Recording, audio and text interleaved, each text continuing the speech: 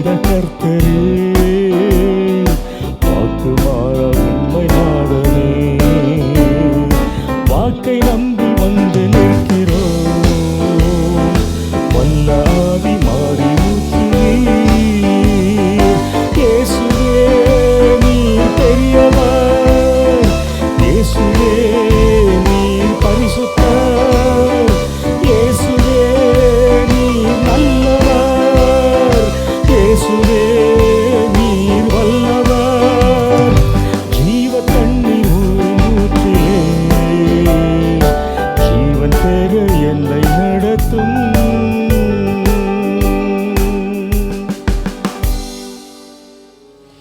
நியாயாதிபதிகள் 6ஆம் அதிகாரம் 23ஆம் வசனம். Judges chapter 6 and verse 23. அதற்கு கர்த்தர், உனக்கு சமாதானம், பயப்படாதே, நீ சாவதில்லை என்று சொன்னார். கிறிஸ்துவுக்குள் பிரியமானவர்களே, கர்த்தரிடத்தில் வருகிறவர்களுக்கு என்றைக்குமே ஜீவன் இருக்கிறது.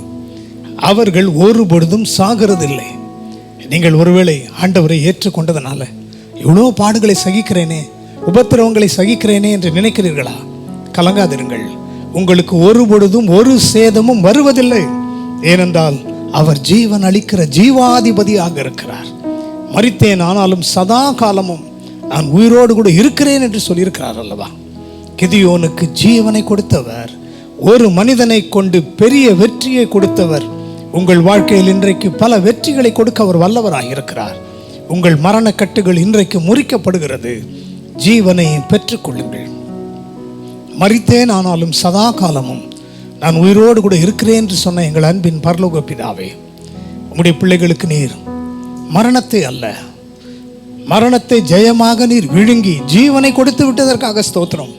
உங்களுடைய பிள்ளைகளும் அவருடைய குடும்பங்களையும் கட்டி வைத்திருக்கிற மரண கட்டுகள் அறுக்கப்படட்டும், வியாதிகள் விலகி ஓடட்டும், கடன் பாரங்கள் விலகட்டும், தேவ சமாதானம் ஆளுகை செய்யட்டும், உம்முடைய ஜீவன் அவர்களுக்குள் பிரவேசிக்கட்டும். உமக்கே மகிமை.